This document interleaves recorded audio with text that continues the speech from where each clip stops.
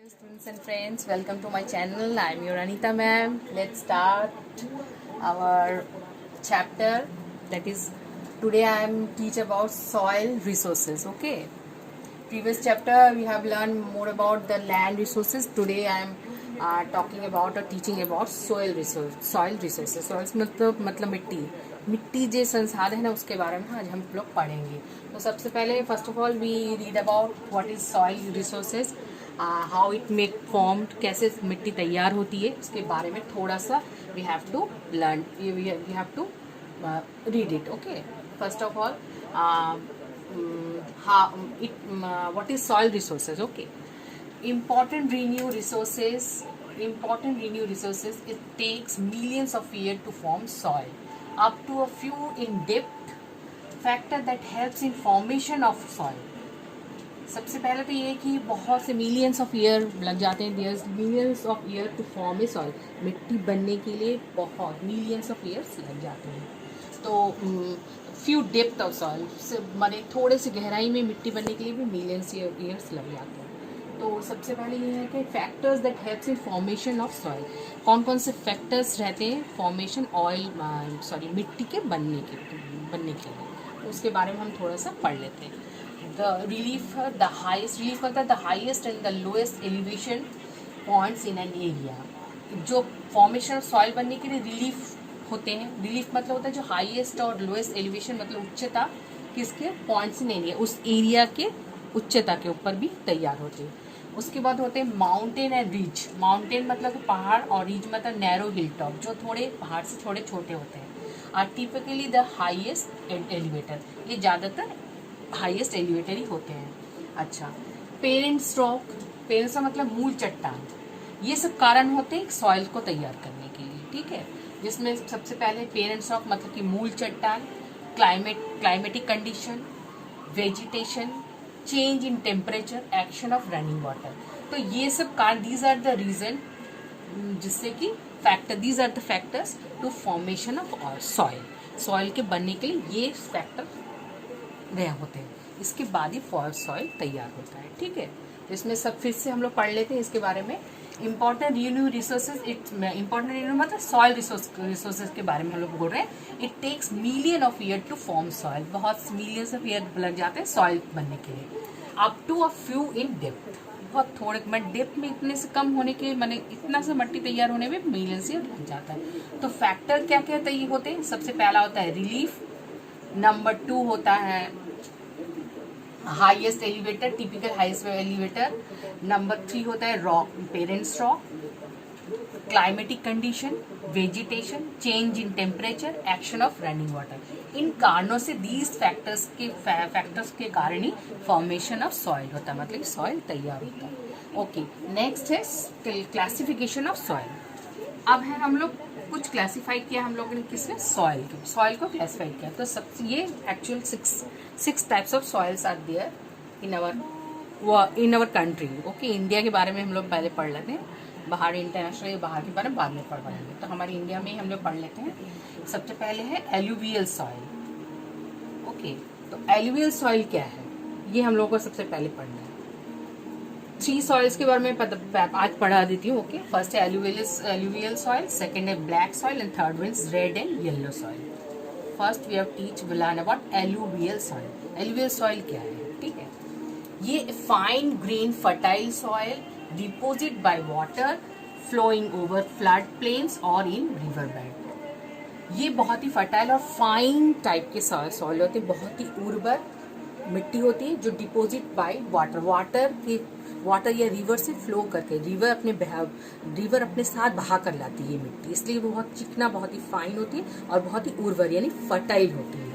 अच्छा, तो ये ज्यादातर क्या होता है, प्लेन इन रिवर बेड, ज्यादातर नदी के बेड किनारे पाए जाते हैं, नदी के किनारे पाए जाते हैं. तो ये ज्यादातर हम लोग कहाँ मिलते हैं, नॉर्दर्न प्लेन्स, नॉर्दर्न पार्ट में हम लोग को मिलते हैं, क्योंकि वहाँ डिपोजिट बाय कौन सी नदी लाती है, इंडस, गंगा नदी और ब्रह्मपुत्र. ये तीन नदियाँ डिपोजिट लेकर आती हैं, अपने साथ बहा के लाती है मिट्टी. तो ये बहुत ही चिकनाई, बहुत ही सुंदर, बहुत ही फर्टाइल मिट्टी होती है, बहुत ही उर्वर होती है मिट्टी.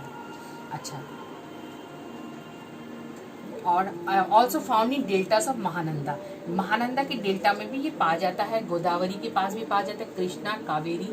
मोस्ट वाइडली स्प्रेड, ये ज्यादा बहुत सारी एरिया में फैला हुआ है। ज्यादातर नदियों के किनारे होता है क्योंकि ये मिट्टी नदियां ही लेके आती हैं, तो इसलिए बहुत ही उर्वर और फर्टाइल होती है। ठीक है, तो इसके बारे में हम लोग थोड़ा सा पढ़ लेते हैं।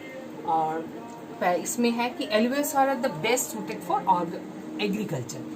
ये जो एलुवियल जो सॉइल होती है, जो होती है नदी के किनारे में, नदी के बहा के लाने से होती है, इसलिए बहुत फर्टाइल होती है।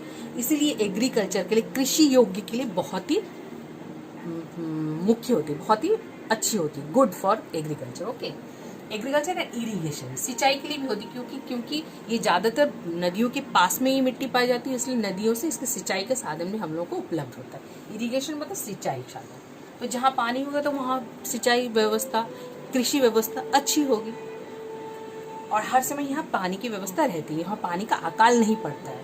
ठीक है, तो इसीलिए इसमें और इसे यहाँ जो क्रॉप्स जो पाए जाते हैं, जो क्रॉप लाइक राइस, व्हीट, गेहूं, धान, जो कि जैसे चावल खाते हम लोग, शुगर केन मतलब ईख की सिंचाई, जूट, वेजिटेबल्स एंड फ्रूट्स, ये तरह के क्रॉप्स यहाँ बहुत अच्छे से सिंचाई या इरिगेशन किया जा सकता है। ठीक है, एग्रीकल्चर के लिए बहुत ही अच्छा है, बहुत ही फर्टाइल लैंड है, क्योंकि ये नदियां ही इसमें इन मिट्टियों को बहा कर लाती हैं। और इसमें और दो तरह के होते हैं। एलुवियल सॉइल में दो टाइप्स होते हैं। एक तो है तुम्हारा खदार बोलते हैं जिसे, और सॉरी फर्स्ट है भंगार। इसमें ये एलुवियल सॉइल में दो प्रकार के मिट्टी पाए जाते हैं। एक तो है भंगार सॉइल और दूसरा है खदार। जो अच्छा भंगार जो है वो ओल्ड होता है, पुराना होता है। इसमें क्या होता है, कंकर नूडल्स ज्यादा होता है। इसमें जो पत्थर के कण है, मतलब नूडल्स हैं, वो ज्यादा होते हैं। ठीक है, ये भंगार में इसको कि ओल्ड कहते हैं, पुरानी जो कंकर मट्टी वो सब लाती हैं। और जो खदार है वो न्यू होती है, ये फाइन पार्टिकल्स होते हैं। इनमें जो मिट्टी के कण है वो बहुत ही फाइन, बहुत ही चिकने होते हैं, बहुत ही छोटे होते हैं। ठीक है, तो ये इसमें दो प्रकार के होते हैं एलुवियल सॉइल, एक तो भंगार टाइप का होता है और दूसरा एक होता है खदार टाइप का। ठीक है, तो ये दो ना हो गया। तो एलुवियल के सॉइल के बारे में हम लोगों ने पढ़ चुके हैं। ठीक है, अच्छा अब हम लोग नंबर 2 पढ़ते हैं। सेकंड है ब्लैक सॉइल। ब्लैक सॉइल से पता चलो, नाम से हम लोग पढ़ रहे हैं ब्लैक मतलब कि काला, लेकिन काला क्यों होता है इसके बारे में हम लोगों को थोड़ा पढ़ लेना है। नंबर 2 है ब्लैक सॉइल। जैसे नाम से हमको पढ़ रहे हैं ब्लैक सॉइल मतलब काली मिट्टी। ठीक है, तो काली मिट्टी क्या है उसके बारे में हम काला क्यों है इसके बारे में हम थोड़ा सा पढ़ लेते हैं। So black soil is rich in humus and rich in carbonate. दो, एक है rich in humus and second is rich in carbonate. तो व्हाट इज ह्यूमस, ये थोड़ा सा पढ़ लेते हैं। Humus are the organic component of soil formed by the decomposition of leaves and other plants material by soil microorganism। इसका मतलब ये होता है कि और ह्यूमस है ये डिकम्पोजिशन ऑफ किसका है, ऑर्गेनिक कंपाउंड का है। ठीक है, कंपोनेंट का है। ये क्या होता है, जब दब जाते हैं किसी leaves, organic components, plants, material सब क्या होता है सॉइल के नीचे दब जाता है, और माइक्रो ऑर्गेनिज्म के जरिए इस मिट्टी की उर्वरता बढ़ती है। ठीक है, तब इसीलिए ये ब्लैक इन कलर हो जाते हैं। और एक है carbonate, rich in carbonate. Carbonate मतलब कार्बन डाइऑक्साइड, CO2, इसके कारण ही इस मिट्टी का रंग काला होता है। एक है ह्यूमस के कारण और दूसरा है कार्बोनेट के कारण। रिच, अब ये दोनों की परिमाण मात्रा ज़्यादा होती है। क्या क्या, ह्यूमस और कार्बोनेट, इस दोनों की मात्रा अधिक होने के कारण इसका रंग काला होता है। ठीक है, अच्छा ये सॉइल कहाँ फाउंड होते हैं, हमारे देश में कहाँ कहाँ पाए जाते हैं? ये soil is found in Madhya Pradesh, Maharashtra, Gujarat, Karnataka, Andhra Pradesh. It is mainly concentrate over the Deccan Plato. Deccan Plato के में भी ये बहुत परिणाम में पाया जाता है। ईस्टर्न घाट और वेस्टर्न घाट में जो लार्जेस्ट डेक्कन प्लाटो है वो भी ट्राइंगल शेप में। ये वेस्टर्न घाट है और ये ईस्टर्न घाट। ये जो बीच का जो नर्मदा रिवर के जो नीचे एक ट्राइंगुलर फॉर्म है, इस एरिया में ये मिट्टियाँ ज़्यादा पाई जाती है। ठीक है, ब्लैक सॉइल। ठीक है, तो इसके बारे में विस्तार में और थोड़ा सा तुम लोग पढ़ लेना ठीक से बुक खोल के। अच्छा, तो ये ज़्यादातर landmark lying south of river Narmada, ये नर्मदा के ठीक नीचे की जो ट्रायंगुलर डेल्टा बनाती है, डेक्कन प्लेट्यू में डेल्टा बनाती है, यहाँ इस जगह ये मिट्टी ज़्यादा पाई जाती है, ईस्टर्न और वेस्टर्न के ठीक बीच में। ठीक है, अच्छा, तो इसके बाद है कि black soil is rich in calcium. Black soil में और क्या क्या पाया जाता है? कैल्शियम पाया जाता है, पोटेशियम पाया जाता है, मैग्नीशियम पाया जाता है, बट हैज़ पुअर नाइट्रोजन। लेकिन इसमें नाइट्रोजन की मात्रा बहुत कम होती है। इसमें कैल्शियम ब्लैक सॉइल में, पोटेशियम मैग्नीशियम पाया जाता है, लेकिन नाइट्रोजन की मात्रा बहुत कम होती है, but has poor nitrogen content. अच्छा, इसी कारण यहाँ ये धान या गेहूँ, इस वीट की खेती नहीं की जा सकती, उसके लिए पानी की ज़रूरत ज़्यादा होती है, नाइट्रोजन रहना बहुत ज़रूरी होता है। इसीलिए यहाँ ज़्यादातर कॉटन, जिसको कपास कहते हैं, टोबैको, चिली, ऑयल सीड्स, ज्वार, रागी, मेस, इन तरह की क्रॉप्स की खेती की जाती है। ठीक है, अच्छा, इस यहाँ तक हो गया। इसके बाद हम लोग पढ़ेंगे number 3 is red and yellow soil. अब ये भी देखो, red and yellow soil, red colour क्यों होता है, येलो कलर क्यों होता है, इसके बारे में हम सबसे पहले पढ़ लेते हैं कि ये सॉइल रेड और येलो क्यों होता है, कलर में क्यों आता है ऐसे। तो red soil is types of a soil that develops in warm temperature moist climate and having thin organic layer. ये रेड सॉइल क्या होता है? ये ऐसे टाइप के सॉइल है जो वार्म यानी बहुत ही गर्म और टेम्परेचर में मॉइस्ट है, कुछ भीगा टाइप के क्लाइमेट में, और हैविंग थिन ऑर्गेनिक लेयर, एक ऑर्गेनिक लेयर थिन रहता है। The parents material in granite rock, granite rock के बारे में हम पढ़ लेते हैं थोड़ा सा। ग्रेनाइट रॉक और igneous rock, the formation of visibly crystal structure and composed of crystal.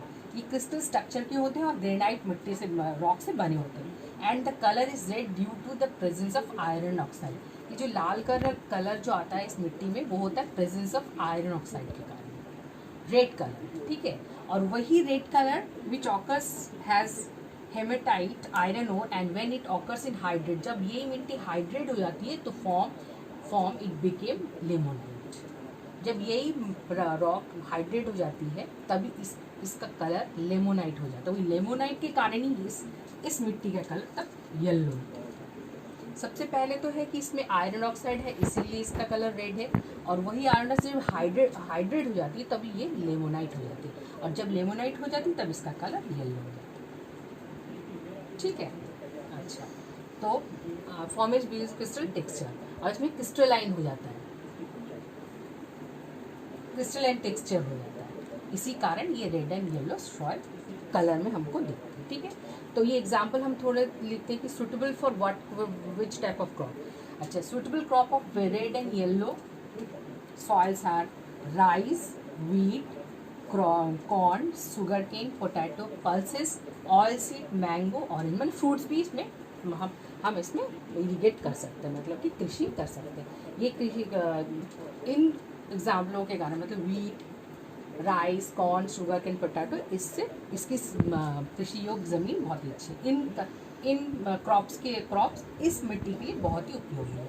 इस मिट्टी में आप ये सब कृषि कर सकते हैं। ठीक है, अच्छा, this soil can be found around the large track of western Tamil Nadu. कहाँ कहाँ पाई जाती है हमारे इंडिया में, ये देख लेते हैं। Red and yellow soil, large part of track of western Tamil Nadu, Karnataka, Chhattisgarh, Jharkhand, Orissa, Andhra Pradesh and west side of west Bengal. हमारे वेस्ट बंगाल के वेस्टर्न साइड में थोड़े बहुत जगह में ये रेड एंड येलो सॉइल पाया जाता है। अच्छा, आंध्र प्रदेश में भी पाया जाता है, नागालैंड, असम में नहीं है। ठीक है, सेवन सिस्टर्स में, असम में ये मिट्टी नहीं पाई जाती है, लेकिन अदर्स जो जगह जैसे